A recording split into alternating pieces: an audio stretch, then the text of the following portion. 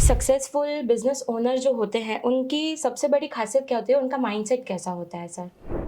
उनका माइंडसेट कैसा बना है, आप एमबीए करके जॉब लो, why you are getting job. आप क्यों अपना बिजनेस क्यों नहीं शुरू करते हो? आप बिजनेस की पढ़ाई करके जॉब कर। जो इस चीज़ को लेकर एक रिस्क फैक्टर भी आता है, राइट?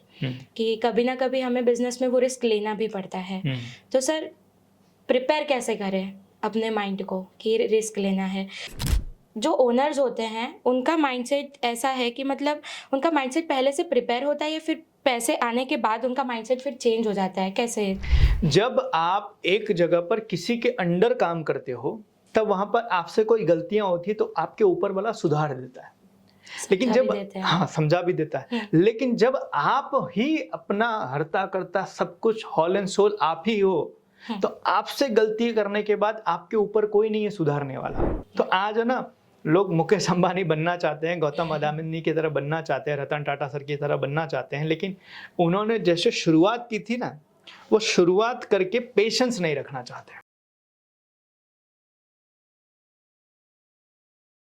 गुड मॉर्निंग सर, कैसे हैं आप? बढ़िया, बहुत बढ़िया। Yes sir. सर तो आज के जैसे पॉडकास्ट का टॉपिक जो हमारा है, वो सबसे पहले तो ये बोलना चाहूँगी कि बिज़नेस हमारे बहुत सारे स्टार्ट होते हैं, ख़त्म हो जाते हैं और कई बिज़नेस होते हैं जो सक्सेस हो जाते हैं। लेकिन जो सक्सेस होने वाले बिज़नेसेस होते हैं या जो बिज़नेस ओनर्स होते हैं, उनके माइंडसेट के ऊपर आज हम चर्चा करने वाले हैं। राइट। तो सर सबसे पहला मेरा जो सवाल रहेगा कि एक सक्सेसफुल बिज़नेस ओनर जो होते हैं, उनकी सबसे बड़ी खासियत क्या होती है? उनका माइंडसेट कैसा होता है सर? राइट। देखो, आज जितने भी कामयाब बिजनेसमैन को आप मिलोगे या जिनको भी आप सक्सेस मानते हो, उनसे आप बातें करोगे तो आपको 2-3 चीज़ें बहुत कॉमन मिलेगी। पहली तो उनकी क्लैरिटी बहुत होती है, बहुत क्लैरिटी होती है, मतलब उनको क्या करना है, कब करना है, कैसे करना है। कहते हैं ना, एक वर्ड है, clarity is power. Yes. Right. Clarity is power, that mean कि आप जितना क्लियर होते हो कि आपको क्या चाहिए, कैसे चाहिए, कितना चाहिए, कब चाहिए, आपकी एनर्जी एनर्जी जो है ना, वो वहाँ पर होती है पूरी यूज। जैसे कहते हैं ना कि एक कहावत है कि आपकी नज़र जहाँ जाती है, आपकी ऊर्जा वहीं लगती है। डेफिनेटली। राइट। तो इसी तरीके से जो सक्सेसफुल बिजनेसमैन है ना, उनकी एक क्लैरिटी होती है, मुझे क्या करना है। जैसे कि एज एग्जांपल, उनको ये पता होता है आज के दिन में क्या करूंगा, इस महीने में क्या करूंगा, इस साल में क्या करूंगा और आने वाले 5 या 10 सालों में मैं क्या करना वाला हूं।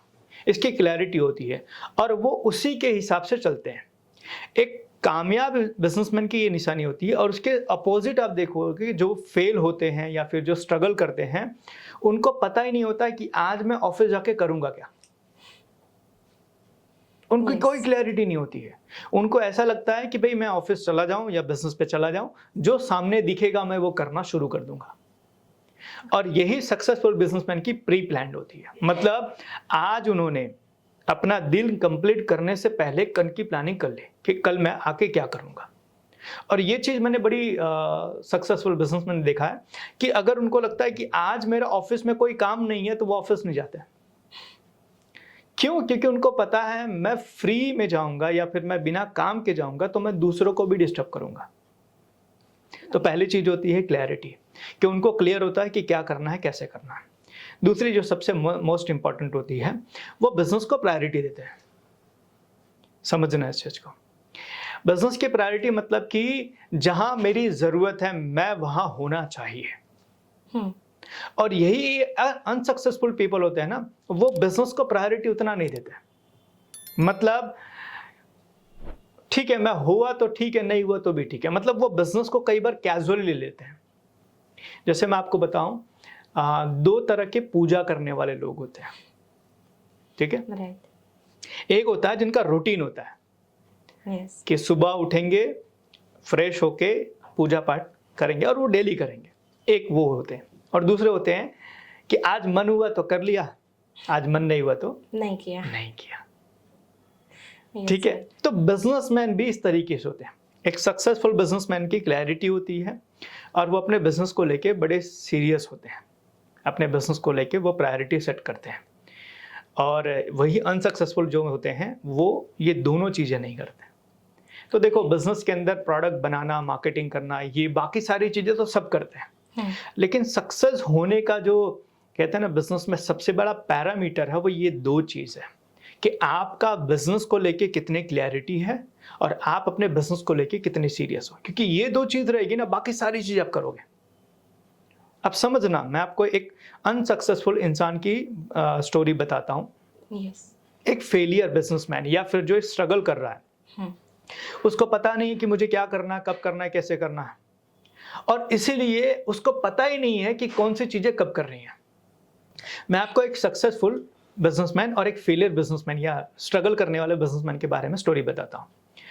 एक सक्सेसफुल बिजनेसमैन जो होता है वो अपने बिजनेस को लेके क्लियर होता है, ठीक है। एज एग्जांपल अभी मानो कि उसको क्लैरिटी है कि मुझे क्या करना है इस महीने, क्या करना है इस साल, क्या करना है आने वाले 5-10 साल में। तो अब मानो कि उसके बिजनेस में, और वो सीरियस भी है, अब उसके बिजनेस के सामने एक फेस्टिवल आ रहा है, जैसे कि एज एग्जांपल होली। तो वो प्लानिंग करता है कि होली में क्या चलेगा, क्या नहीं चलेगा, कैसे चलेगा, कैसे नहीं चलेगा। उसके हिसाब से वो सारी चीजें सेट करता है, because he is serious and clear.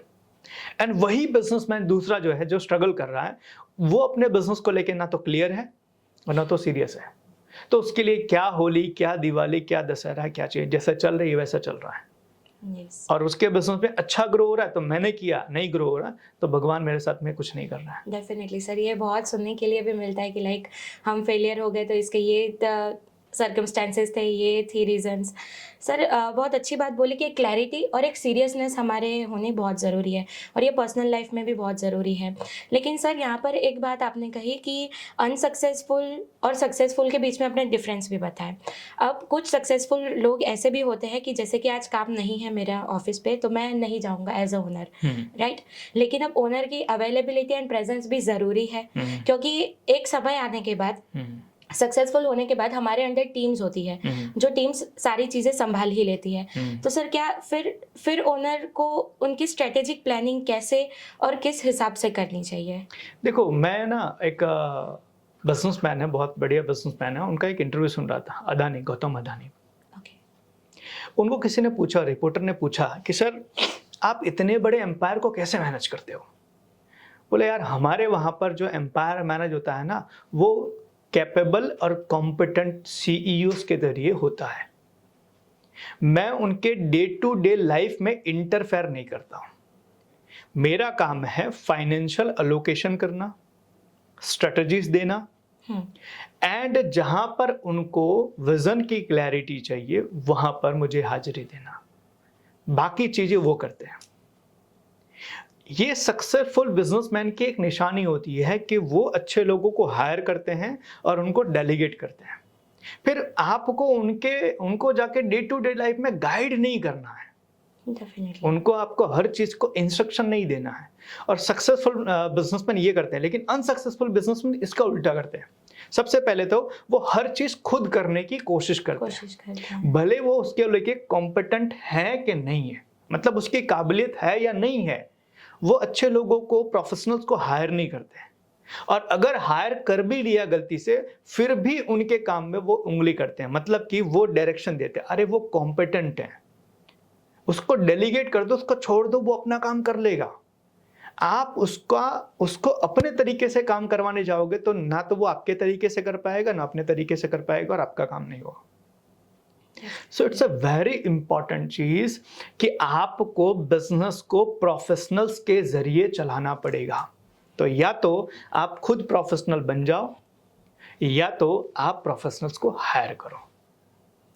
So that is very important. आज समझो, ये जो एमएसएमई हम जिनको कैटर करते हैं, जिनको हम सर्व करते हैं, उनको आप देखोगे ना तो उनकी सबसे बड़ी यही प्रॉब्लम है। उनको मार्केटिंग नहीं आती, लेकिन फिर भी वो मार्केटिंग के लिए प्रोफेशनल्स हायर नहीं करते। उनको सेल्स नहीं आता, फिर भी वो हायर नहीं करते। उनको अकाउंटिंग नहीं आती, फिर भी वो हायर नहीं करते। उनको सिस्टम डेवलप करना नहीं आता, फिर भी हायर नहीं करते। हमारे बहुत सारे ऐसे क्लाइंट हैं जिनके यहाँ पे हमने जब काम करने की शुरुआत की तो हमने बोला सर आपके वहाँ पर सारी चीज़ें हैं, आपको एक एचआर की ज़रूरत है, राइट। तो लोग बोलते हैं सर मुझे ही बना दो ना, मैं भी काम फ्री रहता हूँ, तो एचआर का काम मैं कर लूँगा, या तो फिर उनके जो काम है वो हमें सिखा दीजिए। हाँ, हमें सिखा दीजिए। मतलब वो क्या कर रहे हैं कि यार मैं इस काम में परफेक्ट नहीं हूँ, लेकिन फिर भी करना तो मुझे ही है। और यही गलती उनके बिजनेस को ग्रो करने के लिए रोकती है। इसीलिए एक बिजनेस जो कॉर्पोरेट स्टाइल में चलता है उसका ग्रोथ बड़ी तेजी से होता है, और एक एमएसएमई जो होता है ना वो ग्रो करने में बहुत समय लेता है, क्योंकि एमएसएमई बिजनेसमैन को ये समझ में बहुत लेट से आता है कि यार बिजनेस को मुझे प्रोफेशनल लोगों से ही ड्राइव करवाना पड़ेगा। एज एग्जांपल समझो, आपको प्लेन उड़ाने का बड़ा मन है, ठीक है, आपने प्लेन खरीद लिया, तो क्या चांसेस बनेगा? कहीं ना कहीं आप ठोक दोगे। बेटर ना कि जो प्रोफेशनल पायलट है, जिसने ट्रेनिंग करी है, जिसने इसका एक्सपीरियंस लिया है, उसको हायर कर लो ना, आपका काम हो जाएगा। उनके साथ में बैठ के हम भी एंजॉय कर सकते हैं। ये कॉर्पोरेट करता है और एमएसएमई नहीं करता। दैट्स व्हाई कि एमएसएमई में ज़्यादा लोग फेल होते हैं। Okay sir, very good to know that the reasons. And sir आगे बढ़ने से पहले कि माइंडसेट के ऊपर हमारी बातें चली रही है, कुछ पॉइंट्स मैं कनेक्ट कर पा रही हूँ, जैसे कि हायरिंग की बातें की कहीं ना कहीं जो क्लाइंट्स में भी हमने बहुत बार ये ऑब्जर्व भी किया है, एंड समवेयर बहुत सारे पर्सन भी ऑब्जर्व किए हैं कि हायरिंग में वो अमाउंट को ज़्यादा प्रीफर करते हैं, कि मतलब उनकी नॉलेज को वो नहीं देखेंगे कि नॉलेज इनकी इतनी ज़्यादा इसीलिए ये इतना अमाउंट हमें देना पड़ेगा उनको, लेकिन वो वहाँ पर थोड़े कंसिक्वेंसेस वहाँ पे भी वो लोग देखते हैं कि इतना अमाउंट हमें देना पड़ेगा। तो सर जो ओनर्स होते हैं उनका माइंडसेट ऐसा है कि मतलब उनका माइंडसेट पहले से प्रिपेयर होता है या फिर पैसे आने के बाद उनका माइंडसेट फिर चेंज हो जाता है, कैसे चीज़ देखो, होती सबसे है? पहले आपकी एक जो आपने बताया ना कि ऑनर हायरिंग करने के टाइम पे पैसे देखते हैं, ठीक है, खास करके एमएसएमई में। एक्चुअल में वो पैसे नहीं देखते हैं, प्रॉब्लम ये है उनको टैलेंट की वैल्यू कितनी है पता नहीं है, और उनके पास कोई मेजरमेंट का तरीका भी नहीं है। यस, समझना इस चीज को, वो अपने कॉम्पिटेंसी के हिसाब से वो दूसरे की कॉम्पिटेंसी को वो मापते हैं। जैसे एज एग्जांपल, मुझे ऐसा लग रहा है कि यार ये बंदा है थोड़ा बहुत पढ़ा लिखा लग रहा है, थोड़ा बहुत चीजें कर लेता है, तो इसके लिए 20-25 हज़ार बहुत हो जाएगा। समझना, 20-25 हज़ार वो अंदाजा लगाते हैं, वो इंटरव्यू नहीं करते कि इसका नॉलेज चेक करूँ, इसकी एक्सपीरियंस चेक करूँ, इसने क्या अचीवमेंट किया है वो चेक करूँ, ये मेरी कंपनी में क्या कर सकता है वो चेक करूँ, वो नहीं करते। वो अंदाजा लगाते, इसको 20,000 दूंगा तो बहुत है, इसके लिए 20,000 से ज्यादा मैं खर्चा नहीं करूंगा। तो एक बिजनेसमैन जो एमएसएमई में होता है वो पैसे और ये सब चीजों की बजाय अगर हम ये कहें कि उसको टैलेंट का मैपिंग करना नहीं आता तो वो ज्यादा सही रहेगा। मतलब कौन से बंदे को मुझे कितना पैसा देना चाहिए उसके पास कोई मेजरमेंट नहीं है, और वो उसको मार्केट का भी नॉलेज नहीं रहता कि मार्केट में क्या चलता है। ठीक है, तो ये सबसे बड़ा प्रॉब्लम है। अगर आपको किसी के टैलेंट का मेजरमेंट करना आ गया तो आप सही बंदे को सही सैलरी या सही चीज़ों में आप उसको अक्वायर कर सकते हो और वो आपके लिए बहुत अच्छा काम कर सकता है, और उस खुद होके भी उनकी अपॉर्चुनिटीज जो है वो खुद करेंगे। एग्जैक्टली। अब यही चीज़ कॉर्पोरेट में आप देखो, फ्रेशर भी हायर करता है तो बाकायदा ईयरली पैकेज पे हायर करते हैं। यस, अगर वो किसी कैंपस से हायरिंग कर रहे हैं तो कैंपस में उनको पता है कि भाई इस बंदे को कुछ भी नहीं आता, कंप्लीटली फ्रेशर है, लेकिन हाँ इसके पास डिग्री है और इस डिग्री में इसने अच्छे नंबर लाए, तो मिनिमम मुझे इसको इतना देना चाहिए। देन वो उससे बात करते करते ये भी पता कर लेते हैं कि मैं अगर इसको शुरुआत करता हूं तो ये कहां तक मुझे ग्रो करने में हेल्प कर सकता है। तो इसके हिसाब से वो बोलते हैं मिनिमम यहां से आप शुरुआत करो और उसके बाद धीरे धीरे जैसे जैसे आप ग्रो करोगे हम आपकी सैलरी ग्रो करते रहेंगे। तो उनके पास वो मैपिंग का तरीका है, बात करने से वो जज कर लेते हैं इसको कितना पैसा देना चाहिए। और जबकि एक एमएसएमई का बंदा होता है वो उसके टैलेंट के हिसाब से उसको पैसा नहीं दे पाता, वो अपने बजट के हिसाब से डिसाइड करता है इसको इतना ही दूंगा, वो कितना भी टैलेंटेड क्यों ना हो। इसलिए समवेयर मतलब एमएसएमईज में इतनी सारी अपॉर्चुनिटीज होने के बाद भी फ्रेशर्स इतना इंटरेस्ट नहीं ले पाते। That's the only reason. Exactly. Okay sir, so जो इस चीज़ को लेकर एक रिस्क फैक्टर भी आता है, राइट?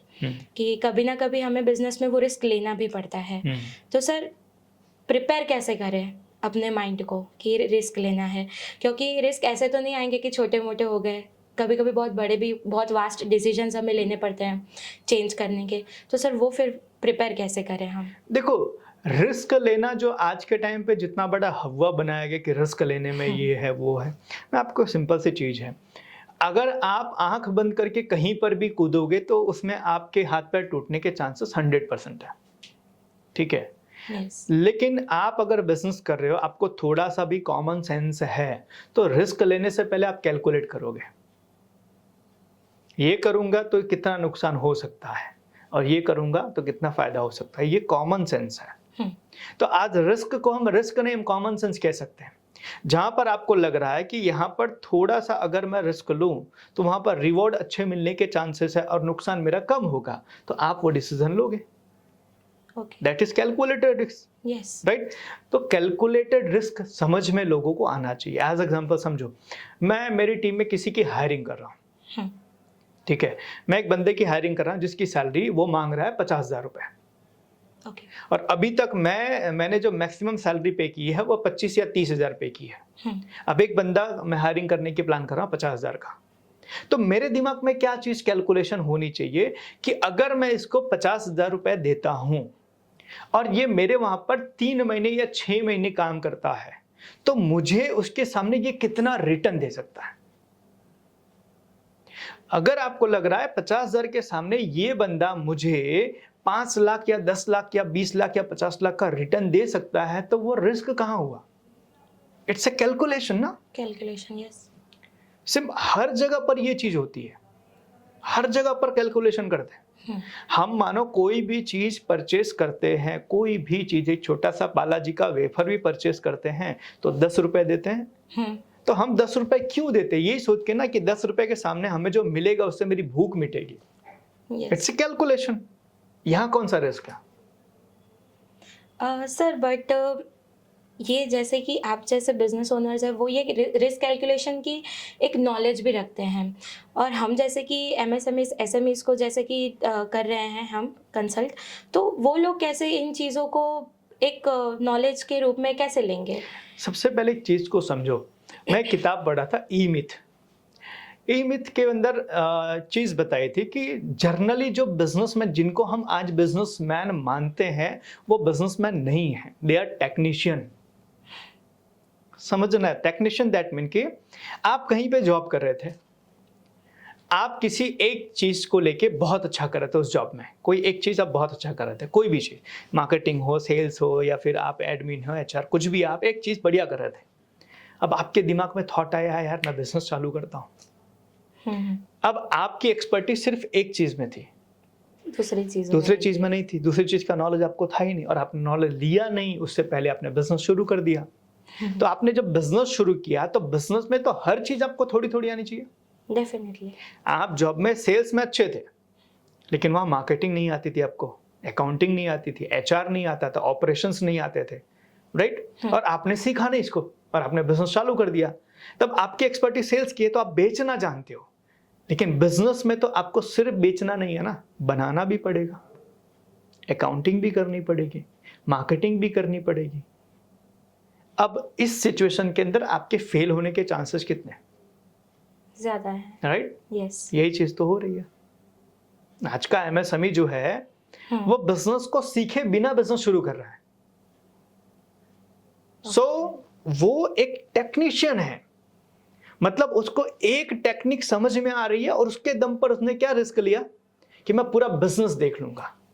और जब वो बिजनेस शुरू करता है तो वो जो काम करता था उसमें तो उसकी एक्सपर्टी है ही, वो बेचना जानता था तो वो बेच तो रहा है, लेकिन बनाना नहीं जानता था और बनाना उसने सीखा नहीं। तो पता चला आप बेचने में माहिर हो लेकिन प्रोडक्ट आपकी अच्छी है ही नहीं। आप बेचने में अच्छे हो लेकिन मार्केटिंग करना आता ही नहीं, आपकी अकाउंटिंग कमजोर है, आपका ऑपरेशन आपको आता ही नहीं है, तो आपके फेल होने के चांसेस ज़्यादा है। इसलिए एमएसएमई जो है वो बहुत तेजी से ग्रो नहीं करती। उसका सबसे बड़ा कारण ये है कि ज़्यादातर एमएसएमई बिजनेस के अंदर बिजनेसमैन नहीं, टेक्नीशियन है, एक चीज में मास्टर है और उस एक चीज को लेके उन्होंने बिजनेस शुरू किया। लेकिन बिजनेस में सिर्फ एक चीज नहीं चलती, you need to learn everything. जैसे एज एग्जांपल समझो, पहले आपके पापा के घर में आप रहते थे, राइट? तो आपका काम था कि घर के अंदर 10,000 रुपए हर महीने का देना, आपका रोल सिर्फ 10,000 था, बाकी सारे पापा देखते थे। फाइनेंस वही मैनेज कर रहे। पूरा पूरा वो देखते थे, आपका 10,000 लिया और बाकी सारी चीजें, लेकिन घर सिर्फ 10,000 में नहीं चलता था ना, नहीं। राइट ना। तो 10,000 आपका था, बाकी कंट्रीब्यूशन पापा का था। तो पहले आप पापा के घर में रहते थे, तो आपको ऐसा लगता था घर चलाने के लिए 10,000 की जरूरत है। लेकिन जब आपने अपना घर बनाया, तब सारी कॉस्टिंग, सारी चीज आपके मत्थे आई। यस। अब आपके स्ट्रगल करने के चांसेस ज्यादा है। पहले पापा के घर में आपको क्या लग रहा था, अरे सिर्फ 10,000 ही तो देता हूं, बाकी सब तो हो ही जाता है। लेकिन वो कैसे पापा चलाते थे ये आपने कभी जानने की, सीखने की कोशिश नहीं की। और जब आपने अपना घर बनाया और सारी चीजें आपके मत्थे आई, तब आपको लगा अरे यार 10,000 में तो घर नहीं चलता है, ये भी करना पड़ता है, ये भी करना पड़ता है, ये भी करना पड़ता है, इमरजेंसी के लिए भी रखना पड़ता है, सोशल भी देखना पड़ता है, फ्यूचर का भी देखना पड़ता है, ये सब देखना पड़ता है। और 10,000 में नहीं यार, 50,000 में घर चलता है। तब जाके पता चलता, तब जाके आपको रियलाइज हुआ। लेकिन आपकी हो गई मिस्टेक। अब आप स्ट्रगल करोगे। पहले 20,000 में आप 10,000 देते, 10,000 बचाते थे। अब आप तो 50,000, आपकी इनकम कितनी है? 20,000। अब क्या होगा? बाहर से मुझे लेने पड़ेंगे। यही चीज तो हो रही है। आज क्रेडिट कार्ड क्यों लोग यूज कर रहे हैं? आज उधार क्यों चल रहा है? कारण यही है ना। यस। आप किसी के घर में पहले मौज करते थे, लेकिन जब आपने अपना घर बनाया तब आपको रियलिटी समझ में आई कि यार मैं जो मौज करता था वो और आज की जो करंट चीज है वो दोनों अलग है। अलग है। इन द सेंस, अगर मैं आपको कहूं कि कॉलेज के गेट के अंदर हम दुनिया को नचाते हैं और कॉलेज के गेट के बाहर दुनिया हमें नचाती है, लेकिन वो कब पता चलेगा? जब कॉलेज के गेट के बाहर जाओगे तब पता चलता है। अक्सर कॉलेज के अंदर यही चीज होती है ना, अरे कॉलेज से बाहर निकलूंगा तो देखना दुनिया सलाम करेगी मुझे।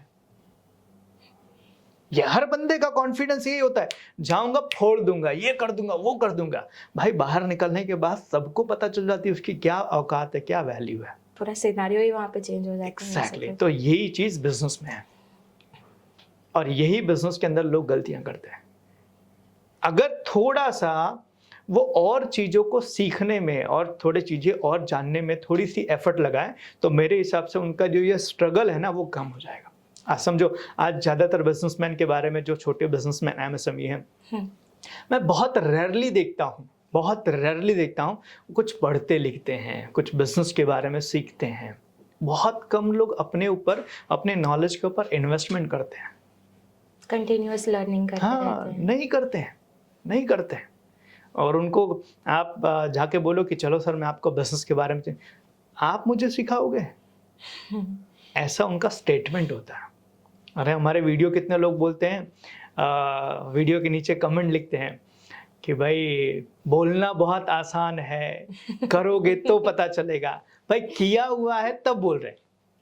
डेफिनेटली। समझो इस चीज को। अपना हमारा कोई गॉडफादर नहीं, जो किया है खुद के दम से ही किया, इसीलिए आपका अनुभव, अपना अनुभव शेयर कर रहे हैं। ये किसी की बातें नहीं, अपना अनुभव शेयर कर रहे हैं।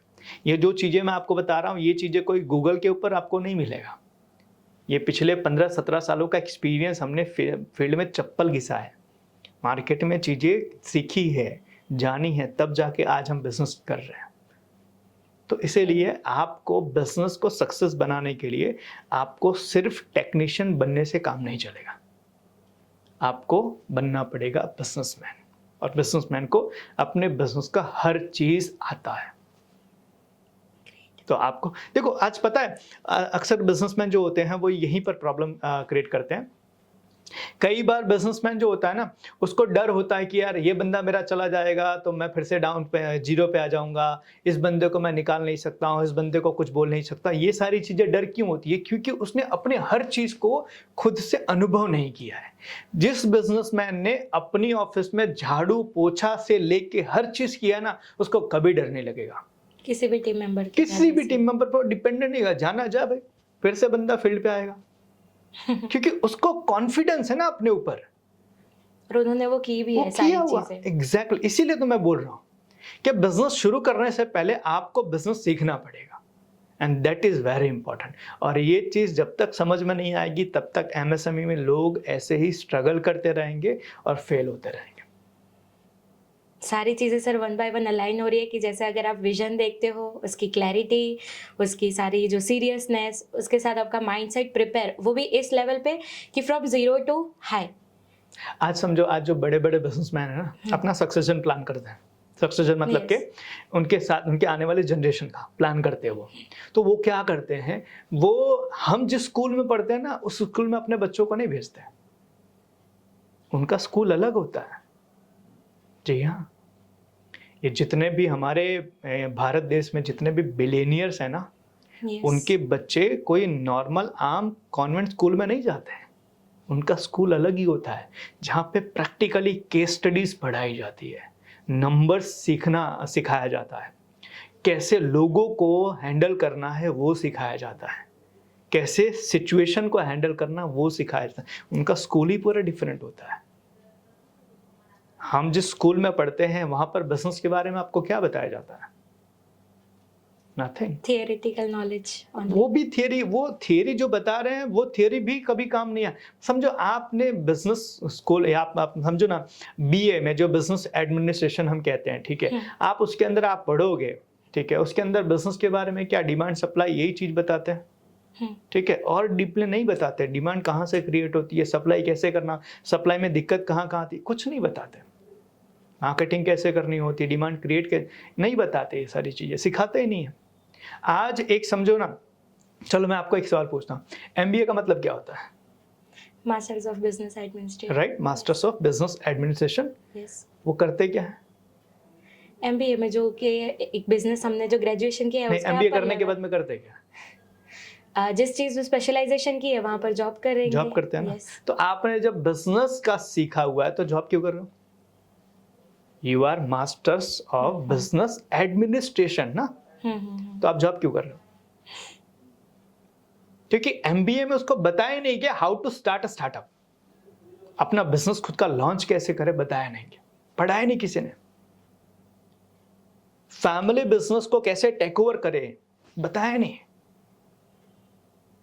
फंडिंग कैसे लेनी है, बताया नहीं। इक्वेशन भी सर बहुत क्लियर हो जा रहा है कि वाई जो हमारे अभी के स्टूडेंट्स होते हैं वो एमबीए के लिए बाहर क्यों जाते हैं, अब ये जाके चीजें क्लियर समझो हुई। आप, उनका माइंडसेट कैसा बना है, आप एमबीए करके जॉब लो, why you are getting job. आप क्यों अपना बिजनेस क्यों नहीं शुरू करते हो? आप बिजनेस की पढ़ाई करके जॉब कर रहे हो। आपको जॉब ही करनी थी तो बिजनेस की पढ़ाई करने की जरूरत क्या थी? मेरे बहुत सारे दोस्त ऐसे जिन्होंने एमबीए डबल एमबीए किया, और मेरा आज भी वही क्वेश्चन उनसे होता है, यार जब डबल एमबीए किया हुआ है तो बिजनेस शुरू क्यों नहीं किया, फिर जॉब क्यों शुरू किया? समझो, इसका सिंपल सा मतलब है कि हमें जो स्टडी करवाई जाती है उसका और रियल बिजनेस का कोई कनेक्शन नहीं है। There is no connection of theoretical knowledge and real business. आज एज एग्जांपल, आज कोई फ्रेशर है जो एमबीए करके किसी बड़ी यूनिवर्सिटी से आया, आप उसको पूछो बिजनेस चालू करने के लिए कितने लाइसेंस लेने पड़ते हैं, उसको नहीं पता होगा, उसको पता ही नहीं है, तो वो बिजनेस कहां से शुरू करेगा? समझना इस चीज। Right sir.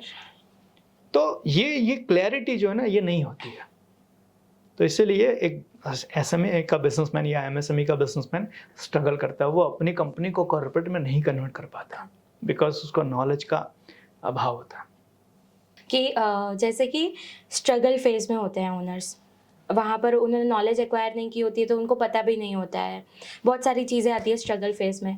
अब सर वहाँ पे मैंने एक चीज़ और भी नोटिस की थी कि बिजनेस बंद हो जाता है कहीं कहीं। अब ऐसा भी होता है कि वो लोग न्यू बिजनेस पर डाइवर्ट हो जाते हैं। तो सर जो ओल्ड बिजनेस में हमने जो कमाया होता है क्या वो न्यू बिजनेस में यूज़ हो सकता है? डेफिनेटली हो सकता है, लेकिन फिर अगर ओल्ड बिजनेस को भी हमें कहीं ना कहीं एक होता है ना बैकअप प्लान कि न्यू बिजनेस को भी मुझे उस लेवल पे लेके जाना है तो मुझे यहाँ से ही कुछ फंडिंग मिल सकती है, तो सर वो फिर कैसे मैनेज करेंगे? क्योंकि कहीं ना कहीं हमारा ओल्ड बिजनेस भी लड़खड़ाएगा, इम्बैलेंस होगा। देखो, सबसे पहली चीज तो आपको मल्टीपल बिजनेस तब करना चाहिए जब आपका एक बिजनेस सेट हो। प्रॉब्लम कहाँ होती है, एक साथ में आप मल्टीपल चीजें आप करने जाओगे तो ऑलवेज ध्यान रखना, multitasking is not a skill. Multitasking not a skill, it's a time waste activity. समझना है इस चीज को। कोई अगर बोलता है ना कि हम मल्टीटास्कर, मतलब वो आपका सबसे ज्यादा समय खाएगा और रिजल्ट कुछ नहीं देगा। You need a person who is expert in a particular one area. आपको वो बंदा चाहिए। जैसे एज एग्जाम्पल मैं आपको बताऊं, आपके गले का ऑपरेशन सपोज आपको करवाना है, तो आप स्पेशल के पास जाओगे या फिर जनरल के पास जाओगे? स्पेशल के क्यों? पास क्योंकि उस चीज़ में उन्होंने सारी चीज़ें जो इनकी एक्सपर्टी होगी वो उसी एरिया में होगी। Exactly, yes. That's right. That mean के स्पेशल जो होता है उसको डीप नॉलेज होती है उस चीज की, राइट? तो इसीलिए मल्टीटास्किंग जो है वो आपके लिए आज जो है वो वर्थवाइल नहीं है। आपको किसी एक एरिया में डीप में जाना पड़ेगा, किसी भी एक एरिया में आपको। तो इसीलिए जब भी आप सोचो कि मुझे मल्टीपल बिजनेस शुरू करना है, तो पहले आपका एक पैर तो जमीन पर पूरी तरीके से स्थिर होना। जब आपका एक बिजनेस आपके बिना चल रहा है, then you can try for next. Okay. फिर आप नेक्स्ट में जाओ। आज समझो ना, आज पूरी दुनिया में जितने भी मल्टीपल ऑर्गेनाइजेशंस चल रहे हैं, उनका एक बिजनेस ऐसा होगा जो बड़ा स्ट्रांग होगा। जैसे कि मैं आपको बताता हूँ, टाटा की हम बात करें, ठीक है, टीसीएस। आज टीसीएस जो है लगभग 7-8 लाख करोड़ की वैल्यू रखता है, और सबसे बड़ा बिजनेस जो है वो वहीं से आता है, टाटा का। और उसके बेस के ऊपर टाटा और भी बहुत सारे बिजनेस ऑपरेट करती है। सेम चीज अगर आप देखोगे रिलायंस में, तो रिलायंस की रिफाइनरी उसका मेन बिजनेस है, वो स्टेबल है, उसके कारण मल्टीपल बिजनेस और ऑपरेट हो रहे हैं। मतलब एक चीज को पहले हमें स्टेबल कर ही लेना है। एक चीज को देखो, ये नेचुरल है। आप अगर कहीं चल रहे हो ना, जब तक एक पैर आपका जमीन पर नहीं है तब तक दूसरा पैर उठाने जाओगे आप गिर जाओगे, और यही चीज होती है। तो मैं कहूँगा कि आप है ना मल्टीपल बिजनेस तब शुरू करो जब आपका बिजनेस एक स्टेबल हो और आपके बिना चलता हो, then you can try for multiple business.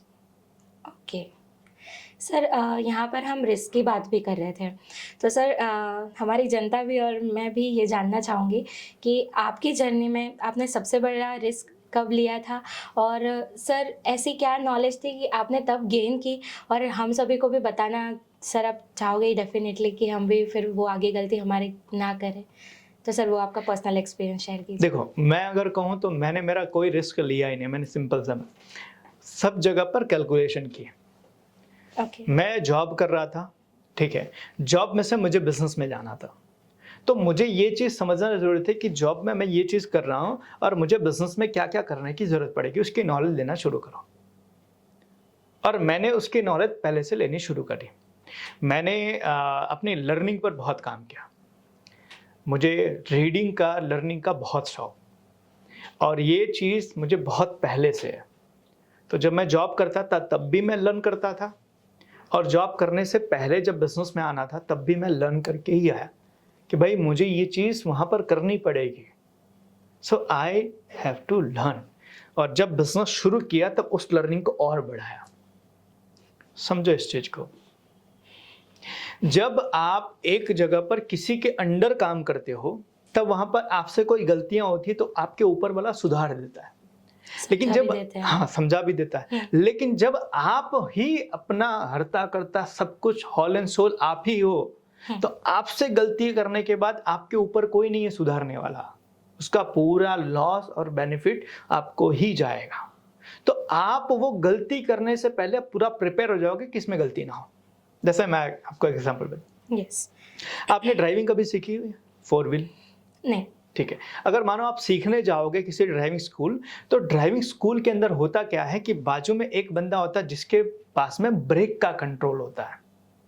मतलब आप चलाओ, कुछ भी आप करो, ब्रेक का कंट्रोल उसके पास है, वो रोक देगा। कहीं पर गलती होगी वो रोक देगा, राइट? लेकिन जब आप गाड़ी का स्टीयरिंग आप अपने हाथ में अपनी गाड़ी का लेते हो तो वहां पर कोई आपके आजू बाजू नहीं होता। फिर वहां पर सारा कंट्रोल, सारी सोच समझ आपको अपनी लगानी होती है। एवरीथिंग, सारी चीजें। तो बिजनेस में भी यही होता है।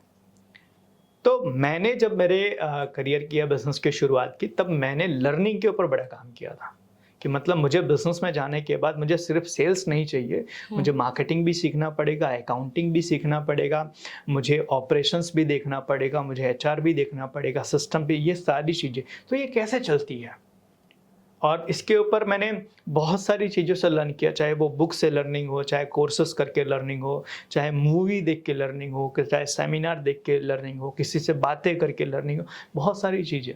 हम तो कई बार बहुत सारे ऐसे बिजनेस में या कोई शोरूम होता था या कोई बिजनेस होता था, हम चले जाते थे ऑब्जर्व करने के लिए, चल कैसे रहा, होता कैसे है। हम बात करते हैं, मेरा बात करना बड़ा कहते हैं ना, मेरा इंटरेस्टिंग टॉपिक है। किसी भी बिजनेसमैन के साथ में या किसी भी बंदे के साथ मैं बात करता हूँ। आज भी मैं मानो कि अगर मैं कभी ओला का या उबर का मैं कभी ट्रैवल लेता हूँ, तो मैं जो टैक्सी वाले उनसे मैं बात करता हूँ, कितने टाइम से आप टैक्सी चला रहे हो और कितना बेनिफिट हो जाता है, ये सारी चीज़ें बात करता हूँ। उनसे बात करता हूँ ओला कैसे आपके साथ में काम करती है, कैसे ट्रेनिंग आपकी होती है, ये सारी चीज़ें मैं बात करता हूँ, आज भी करता हूँ, ताकि कुछ नई चीज़ें और जानने को मिले। आज भी मैं कोई मूवी देखता हूँ तो उस मूवी को मैं बिजनेस के हिसाब से देखता हूँ कि इसको बिजनेस में कैसे अप्लाई कर सकते हैं। देखो, आपका जो नजरिया है ना, वो बड़ा मैटर करता है। तो मैं ये कहूंगा कि आप जब बिजनेस करने जाते हो तब आपको अपना नजरिया जो है ना, एटीट्यूड, वो लर्निंग वाला डेवलप करना पड़ता है। हर चीज से आपको लर्निंग लेनी रहती है और उसको आप अपने बिजनेस में अप्लाई करते हो, एवरीथिंग, हर चीज से। तो जब मैंने शुरुआत किया था तब लर्निंग के साथ में शुरुआत की, तो मैं ये कहूँगा कि मैंने कोई रिस्क नहीं लिया था। मैं पूरी प्रिपरेशन के साथ में आया था और मैं आज भी वो चीज़ मैं कंटिन्यू करता हूँ। आज भी मेरी लर्निंग है, आज भी मैं काम करता हूँ उसके ऊपर, आज भी मैं ऑब्जर्व करता हूँ। आज भी मानो हम 1 करोड़ से लेके हम 5,000 करोड़ तक की कंपनी को हम कंसल्ट करते हैं। तो मुझे आजकल मैं ये सीख रहा हूँ कि भाई कोई 50,000 करोड़ की, लाख करोड़ की कंपनी हो तो उसको कंसल्ट करना तो कैसे कर सकते हैं। स्ट्रेटेजिक प्लानिंग क्या होती है? एग्जैक्टली, क्या वो डिस्कशन करते हैं, क्या बातें होती है। अगर किसी कंट्री को या किसी स्टेट को कंसल्ट करना हो तो उसके लिए किन किन चीज़ों की रिक्वायरमेंट पड़ती है, कैसे बातें होती है, ये सारी चीज़ें आज भी मैं सीखता हूँ।